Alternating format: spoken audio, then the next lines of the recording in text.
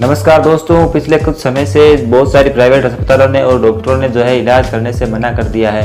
वो लोग right to health जो बिल आ रहा है राजस्थान सरकार में, उसका विरोध कर रहे हैं और इसका काफ़ी ज़्यादा आंदोलन भी इस समय चल रहे हैं। तो ये राइट टू हेल्थ बिल क्या है और इसका विरोध क्यों कर रहा है डॉक्टर लोग, जो अस्पताल संचालक है वो इसके विरोध में क्यों है, और ये बिल आखिरकार है क्या, क्या मसला है, इसके बारे में हम पूरी जानकारी इस वीडियो में आपको देने वाले हैं। तो वीडियो को लास्ट तक देखिएगा। और बड़े काम की चीज़ है राइट टू हेल्थ बिल, जो आम नागरिक है उनके लिए तो बड़े काम की जो है चीज़ होने वाली है। देखिए, प्राइवेट अस्पतालों को खत्म करने की कोशिश हो रही है। सारी जानकारी वीडियो में देने वाला हूँ, तो वीडियो को आप कंप्लीट देखिएगा, ठीक है। तो मैं आपको ये बिल जो है, ये जो सरकार नया कानून लेकर आने वाली है, इसको समझाने के लिए आपको मोबाइल स्क्रीन पर लेके जाना चाहता हूँ। चलिए मेरे साथ मोबाइल स्क्रीन समझते हैं कि क्या है राइट टू हेल्थ बिल, जो राजस्थान सरकार अभी पेश करने वाली विधानसभा में, और लगभग एक बार इन्होंने पेश भी कर दिया था, लेकिन वो विरोध के चलते पास भी नहीं हो पाया था।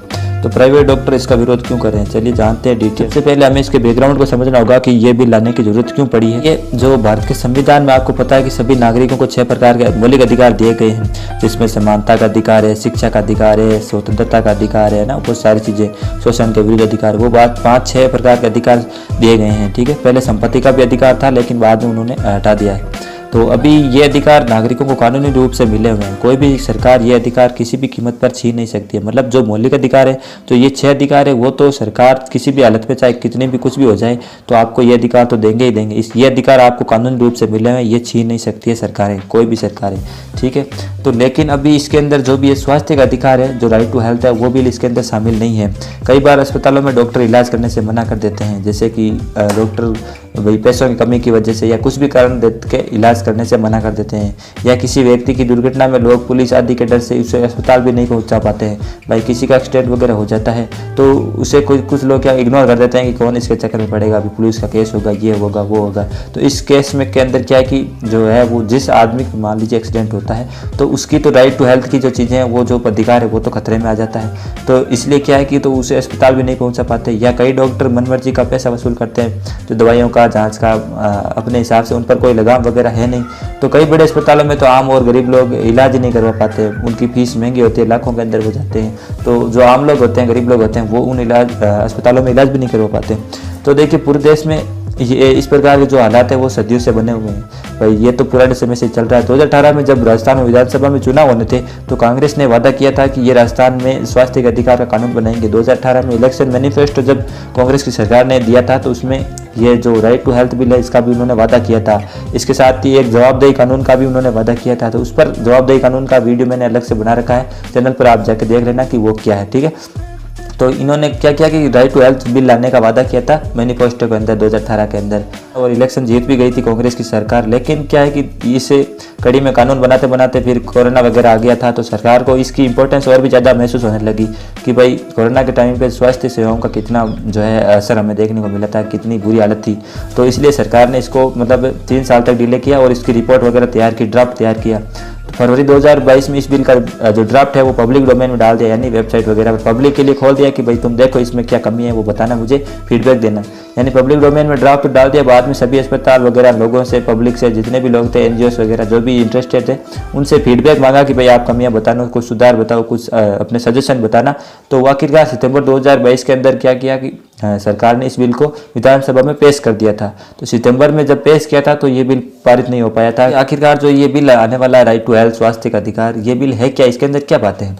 देखिए, अभी आपको बताया कि राजस्थान सरकार है जो वर्तमान में चिरंजीवी योजना के तहत 25 लाख तक का फ्री कैशलेस इलाज और 10 लाख तक का दुर्घटना बीमा प्रदान करी। इससे पहले जो चिरंजीवी योजना में 10 लाख तक का इलाज होता था, सरकार करती थी, और उससे पहले 5 लाख तक का दुर्घटना बीमा देती थी। तो अभी जो 2023 का बजट आया था, इसके अंदर इन्होंने ये जो है लिमिट बढ़ा दी थी, तो 25 लाख तक इलाज और 10 लाख तक का दुर्घटना बीमा इन्होंने कर दिया था, ठीक है, अभी इस बजट में ही। लेकिन अभी भी कई लोग हैं जो इन योजनाओं का फायदा नहीं मिल पा रहा है। ये तो लगभग 3.5 करोड़ लोगों को इसका फायदा मिलता है, चिरंजीवी को, ठीक है। लेकिन वो अभी भी 6.5 करोड़ लोग लगभग राजस्थान में रहते हैं, 6.5 करोड़ पॉपुलेशन है राजस्थान की। तो उसके अंदर 3 करोड़ लोगों को चिरंजीवी योजना का लाभ मिल रहा है, बाकी का क्या। तो अभी भी कई लोगों को ये इलाज, इन योजनाओं का फायदा मिल नहीं पा रहा। तो सभी निवासियों को इलाज और स्वास्थ्य की गारंटी देने वाला ये बिल पूरे देश में पहला ऐसा बिल होगा जिसमें अस्पतालों में गारंटी के साथ इलाज किया जाएगा। यानी अगर ये बिल लागू हो जाता है, राइट टू हेल्थ वाला, तो अगर ये बिल लागू हो जाता है तो कोई भी जो है रोगी वगैरह, पेशेंट वगैरह किसी भी अस्पताल में इलाज करवा सकता है। और इसकी जो खास बात यह है कि ये इलाज फ्री में होगा, ठीक है, यानी आप फ्री में किसी भी डॉक्टर के पास जाएंगे, किसी भी अस्पताल के पास जाएंगे तो वो इलाज के लिए आपको मना नहीं कर पाएगा, और अगर वो मना करता है तो आप उसकी शिकायत करवा सकते हैं। तो ये इतना पावरफुल बिल हो रहा है, और इसीलिए तो जो ये वाले डॉक्टर वाले हैं, जो अस्पताल वाले, वो इसका विरोध कर रहे हैं, ठीक। तो स्वास्थ्य के अधिकार की विशेषताएं, यानी कि इस अधिकार में क्या क्या चीजें हैं, जो इसकी खास बात है वो हम देख लेते हैं। तो पब्लिक हॉस्पिटल, क्लिनिक आदि जगहों पर किसी भी प्रकार की आउटडोर या इंडोर सेवाएं, जैसे कोई चेकअप कराना हो, जांच करवानी हो, या इलाज, जैसे कोई डॉक्टर इलाज करते हैं, या कोई दवाइयां वगैरह आदि कानूनी रूप से सभी के लिए होगी। तो कोई भी अस्पताल इलाज करने से मना नहीं करता, नहीं तो उस पर कार्रवाई होगी। किसी भी प्रकार की इमरजेंसी में बिना किसी रोक टोक के इलाज होगा भाई। लेकिन अब क्या होगा कि कोई इमरजेंसी अगर आ जाती है तो पैसे की कमी के बहाने या फिर और भी कितने भी जो भी बहाने हैं, उसके बहाने आपका इलाज बंद नहीं किया जा सकता, इलाज करना ही होगा इमरजेंसी के अंदर, ठीक है। कोई भी मरीज अपनी बीमारी, इलाज, खर्चा, उसका परिणाम आदि के बारे में अस्पताल डॉक्टर से पूछ सकता है। ऐसा कह देते हैं कि डॉक्टर तुम हो या मैं हूं, तुम ज्यादा जानते हो या मैं जानता हूं। ऐसे बहुत सारी चीजें होती है, आप लोग फेस करते होंगे, ठीक है ना। मुझे पता है, आप लोगों को पता है कि ये अस्पतालों में क्या चलता है। प्राइवेट अस्पताल वालों में तो हालत ही खराब है। तो उसके बाद में देखो आगे की इसकी बड़ी विशेषता है कि कोई बड़ा या कोई गहरा या घातक टेस्ट या इलाज होगा तो पहले सहमति लेनी होगी, क्योंकि इलाज से संतुष्ट न होने या गड़बड़ी की आशंका होने पर शिकायत कर सकता है। कि शिकायत निवारण के लिए एक हेल्पलाइन नंबर और वेब पोर्टल विकसित किया जाएगा। शिकायत निवारण अधिकारी 24 घंटे में शिकायत लिखेगा और कार्रवाई करेगा। शिकायत के लिए राज्य और प्रत्येक जिले स्तर पर हेल्थ अथॉरिटीज का गठन किया जाएगा। RHS और DHS, ये 2 प्रकार की समिति, मतलब अथॉरिटीज का गठन होगा। अब इनका काम क्या होगा, ये काम करेंगे भाई स्वास्थ्य सेवाओं की देखरेख, सिस्टम मैनेजमेंट करना है या फिर शिकायत निवारण करना है। तो शिकायतें जो भी आएगी तो वो ये लोग मैनेज करने वाले हैं, ठीक है। तो ये हेल्थ अथॉरिटीज का काम होने वाला है, ये गठन किया जाएगा। डॉक्टरों की या अस्पताल वालों को इसके दिक्कत क्या है, वो क्यों विरोध कर रहे हैं, उसकी भी बात जायज है, वो भी आप देख लेते हैं कि भाई विरोध करने का क्या कारण है। तो देखिए, ये जो बिल है या जो भी ये कानून है वो बिना डॉक्टरों और विशेषज्ञों की सलाह के लाया गया। अब जो डॉक्टर लोग विरोध कर रहे हैं, जो विशेषज्ञ जो भी हैं वो विरोध कर रहे हैं, उनका कहना यह है कि जब सरकार ने ये बिल तो बना दिया लेकिन हमारी बातें सुनी नहीं रही। वो पहला कारण तो यही है कि बिल उन्होंने ऐसे ही अपने हिसाब से बना दिया और हमारी कोई बातें नहीं सुनी, हमें तो कुछ भी नहीं पूछा गया। हमें तो जब भी ये बिल बना रहे थे, जो ड्राफ्ट बना रहे थे, तभी हमें इन्वाइट नहीं किया गया था, मतलब अकेले अकेले इन्होंने बना लिया और अब ये जबरदस्ती हमके ऊपर थोप रहे, लागू करवा रहे हैं। ये प्राइवेटों का जो डॉक्टर है उन पर मनमानी कर रहे हैं, ये राइट टू किल बिल है, ये उनका डॉक्टरों का कहना है, ठीक है। तो ये सबसे पहला कारण तो यही है कि डॉक्टरों का पूछा नहीं गया। और जब ये बात तो आई थी पब्लिक डोमेन में, जब ये डाला गया था तो डॉक्टरों ने सुझाव वगैरह भेजे भी थे, लेकिन उनका आरोप ये भी है कि जो सुझाव उन्होंने भेजे थे वो जो है परवर समिति का गठन हुआ था बाद में, तो परवर समिति ने उसका सुझाव माने ही नहीं। ये भी डॉक्टरों का विरोध का कारण है। पर डॉक्टरों ने सुझाव तो भेजे लेकिन क्या है कि उनका सुझाव माने नहीं गए, ये भी कारण है। फिर अगर सभी अस्पताल फ्री में इलाज करेंगे तो अस्पताल का खर्चा कैसे चलेगा भाई, प्राइवेट अस्पताल तो बंद। सरकार ने बिल में नहीं बताया कि रोगी के इलाज का खर्च कौन देगा और कैसे देगी।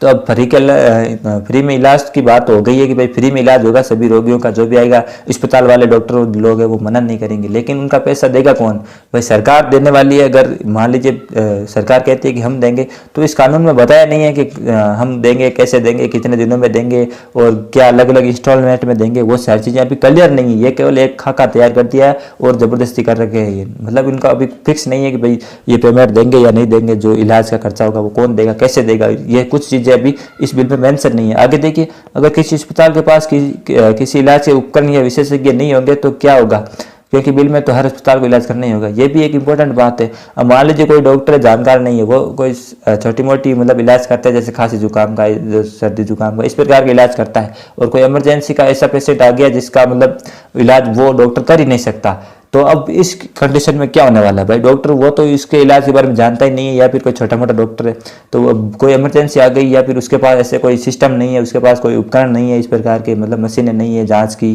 तो अब वो क्या होगा इस कंडीशन में भाई। उसके कानूनी रोगी का तो कानूनी अधिकार है कि वो तो डॉक्टर से जाके इलाज करवा सकता है, किसी से भी नहीं करेगा डॉक्टर तो क्या कर देगा, उसको शिकायत कर देगा। लेकिन डॉक्टर के पास सामग्री नहीं है तो वो कैसे इलाज करेगा, इस कंडीशन में तो शिकायत कर देगा, डॉक्टर की तो दुकान ही बंद करवा देगा। तो इस कंडीशन में ये भी तो डॉक्टरों का आरोप है कि भाई हर किसी डॉक्टर अलग अलग लेवल के होते हैं भाई, कोई कम जानता है, कोई छोटे मोटे इलाज करता है, कोई बड़े पेशेंट, कोई ऑपरेशन वगैरह करता है, तो सभी डॉक्टर सभी चीज़ों का इलाज तो कर ही नहीं सकते, ठीक है। तो ये भी उनका विरोध का कारण है कि भाई हर अस्पताल को इलाज करना जरूरी है सरकार के इस कानून के हिसाब से, तो लेकिन सभी डॉक्टर अलग अलग इलाज करते हैं, अलग अलग उनकी जो है स्पेशलिस्ट होती है। फिर आगे देखिए, इमरजेंसी की सही और स्पष्ट परिभाषा नहीं बताई है। ये भी इसकी सबसे बड़ी भाई जो बिल है, कानून है, इसकी जो सबसे बड़ी खामी बताई जा रही है कि भाई इमरजेंसी का नाम तो लिख दिया कि इमरजेंसी के अंदर आप पैसे नहीं लोगे, इलाज करना ही होगा, लेकिन अब इमरजेंसी किसे कहेंगे भाई? कौन सी जो बीमारी होगी या क्या होगा तो हमें इमरजेंसी होगी? अभी हर आदमी, हर पेशेंट जो भी आता है अस्पताल में वो तो इमरजेंसी के लिए आता है। भाई किसी को सर्दी जुकाम हो गई, मान लीजिए किसी को बहुत तेज बुखार हो गया, अब वो ऐसा कहकर आता है कि मुझे तो इमरजेंसी है, मैं तो मर जाऊंगा वरना। तो अब वो इमरजेंसी है या नहीं है, वो अब सरकार उन्होंने बताया नहीं है इस बिल के अंदर, मतलब क्लियर कुछ भी नहीं किया है, तो स्पष्ट परिभाषा भी नहीं बताई आगे। फिर जिला और राज्य स्तर पर जो कमेटियां गठित की गई है उसमें विषय विशेषज्ञ नहीं होने के कारण अस्पतालों और डॉक्टरों के अधिकारों को खतरा है। भाई जो भी अभी हेल्थ अथॉरिटीज का गठन हुआ था जो राज्य स्तर पर, मतलब इस बिल का प्रावधान यही है कि भाई राज्य स्तर पर और हेल्थ जो जिला स्तर पर है उन पर अथॉरिटीज का गठन होगा, लेकिन उसके अंदर जो गठन होगा तो वो जो सिविल सेवा के अधिकारी होते हैं, जो IAS IPS वगैरह होते हैं, वो उनके जो है अध्यक्ष बनेंगे।